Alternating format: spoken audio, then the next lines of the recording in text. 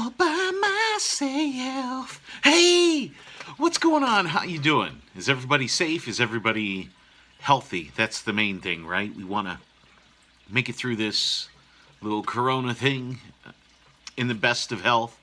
Get out of it scot-free, hopefully, untouched.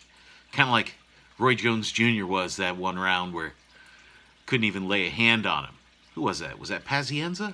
Yeah, couldn't even hit him. Anyway, as we look into it, Tater Tots 00.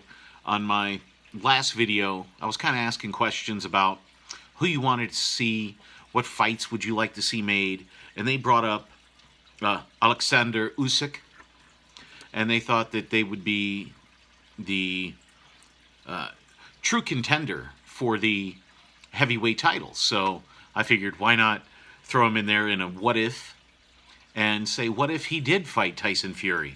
What do I think that would be? What do I see coming out of that? So we look at Oleksandr Usyk.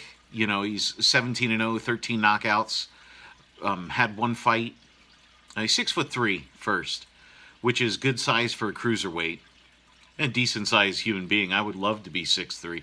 Anyway, and around 220 pounds. So it's a good sized dude. You know, no matter how you cut it, 78-inch reach. That's really good reach.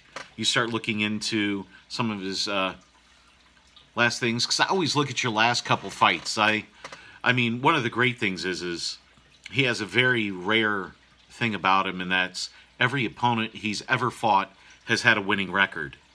And in fact, I believe it's 11 of his 17 fights have been for a title. Could be even higher than that. Could be 12. But when you look at that, all of these guys had winning records. And you would expect that, though, coming from a 2012 gold medalist. So we get there, and I look at their last couple fights. So, yeah, most fighters are going to start off hot, that are good. You know, they'll have a 9-10 win in a row type of streak in there. Look at it. Okay, don't look at Bernard Hopkins, right? I know that's the first thing you're going to mention. But look at a lot of the other fighters. They always have a good 10, 12, 18 fight win streak easy coming in. So he had that. And then I look at his last 4 fights that he's done, and those have been basically split. 4 of his last 8 fights have went to the decision. One of them was a majority decision. But let's check him out there. We look Cruiserweight King. It's an absolute rarity that this happens. One of the few times it's happened. And when you start looking at this, you can kind of put him in a thing with like an Evander Holyfield, some of the other guys, because he's trying to make that transition to heavyweight. You know, Steve Cunningham tried, didn't work. You've got a fighter now coming up, Michael Hunter, who lost to Usyk, is ranked in the top 10. He actually just had a draw with Povetkin, and I believe Povetkin's ranked 4th or 3rd. Probably 3rd. Anyway, no, I think they have him 4th, because they have Usyk ranked higher than Povetkin. We'll see about that. You know, Povetkin's a smaller heavyweight, and that's where you start looking at this and seeing where he falls in. So at 6'3", in today's heavyweights, not that big. 10 years ago, okay, you kind of fit in, but that's when the Klitschko's kind of changed the whole perspective of the heavyweight division. He has excellent wins over Marco Huck. Bellew, you know, I just watched that fight, and Bellew got gassed out. Was winning that fight through the first 5 or 6 rounds, and then, you know, gassed out and got put out. You know, that was pretty good there. Again, only one fight at heavyweight right now, and that was against Chaz Witherspoon, who came in weighing, I think it was 12 pounds heavier than he had ever weighed before. So I wouldn't say he's really been tested by a true heavyweight. But, I mean, he comes in at 220 pounds, so dude's a heavyweight. Now, definitely. But he's really beaten no one of name. I'm talking Chaz Witherspoon. When you look at any top fighter he's ever fought, he's lost to. So, or even a fighter you'd say is really good. But let's get back to Usyk. He is a southpaw. So right there, in that, Manny Pacquiao trend where everybody's a southpaw. But he's a natural southpaw. And that does him very well against fighters that aren't used to fighting southpaws, which is just about every right-hander out there. It's not like, there are a ton of southpaws that are out there fighting. So that's an amazing advantage that he has. His footwork is great. He's very fast on his feet. He's able to get in and get out all while applying, good feints and pressure to him. He does a great thing as a southpaw, and he keeps that left hand high right up on the side of his head almost the whole time. Very hard to get a straight right hand off on him on there.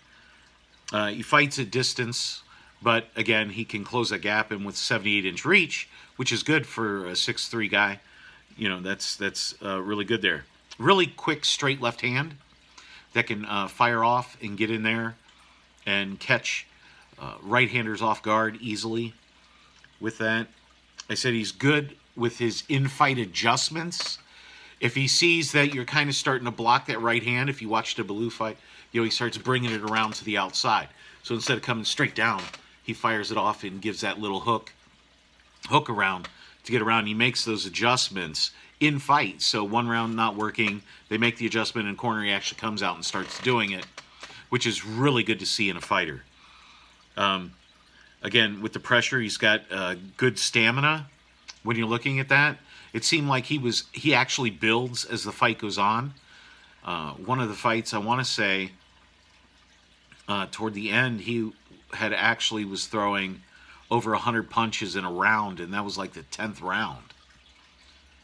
Yeah, that's a lot of punches, even for a cruiserweight to be throwing out that much. You see that maybe in middleweights, maybe more so in welterweights, but he can put that out and really put it on you. So if you look at his fights, he starts out slow and he gradually builds. It's like a train, right?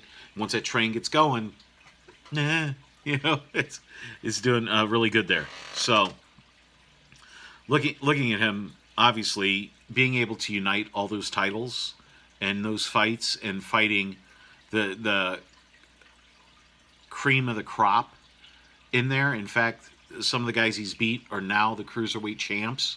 So as soon as he steps out of the division, they're able to, hey, I got a title. You do, but not really, because if he ever stepped back down, they'd be like, oh, and their reign would be over.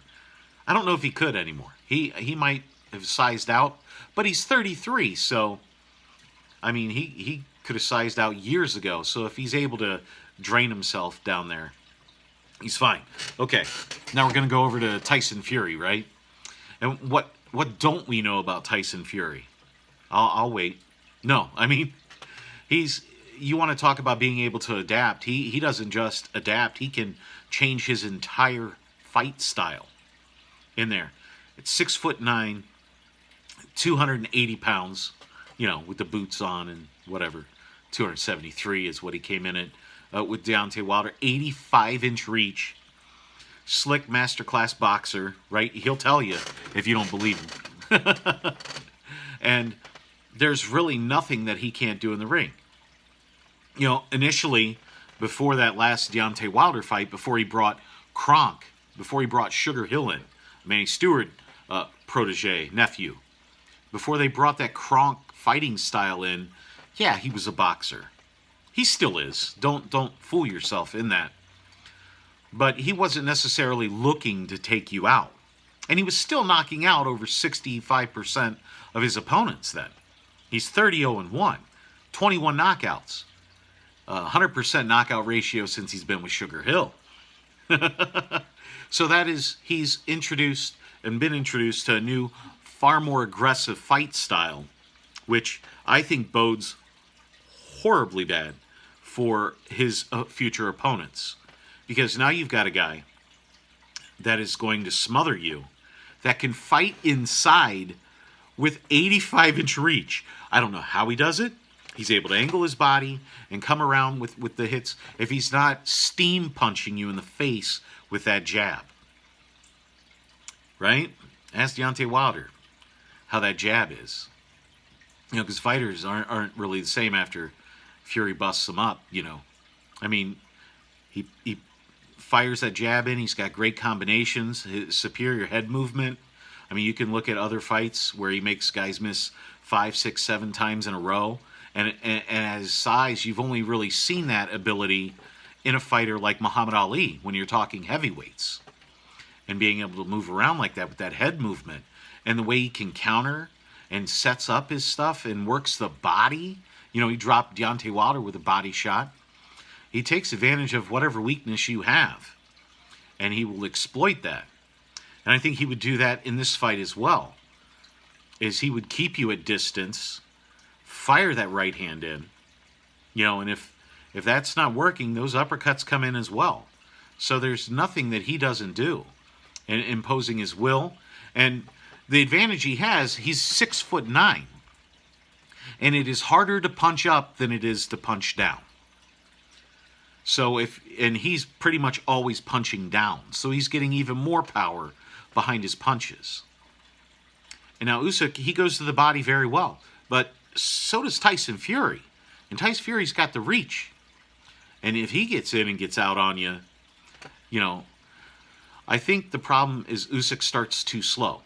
And if Fury's going to come out, he's going to come out firing very fast, very much like he did with Deontay Wilder, and getting those shots in. And this ain't no Chaz Witherspoon throwing punches on you. It's going to be a Tyson Fury who throws a lot harder than what he does, and he just has that weight behind it.